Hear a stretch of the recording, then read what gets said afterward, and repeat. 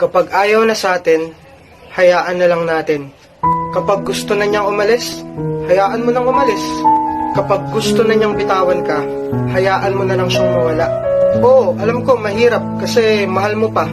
Pero hindi mo ba naisip na mas mahihirapan ka pa kapag pinagpilitan mo yung sarili mo sa taong ayaw naman na?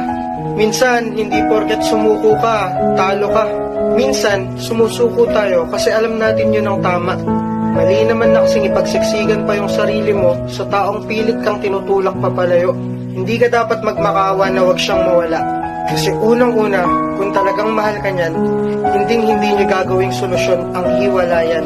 Kaya ikaw, kung alam mong isa mo na lang lumalaban para sa relasyong akala mo'y walang hangganan, kung alam mong ikaw na lang yung nagmamahal sa inyong dalawa, huwag mo lang hayaan yung sarili mo na magmukha pang tanga.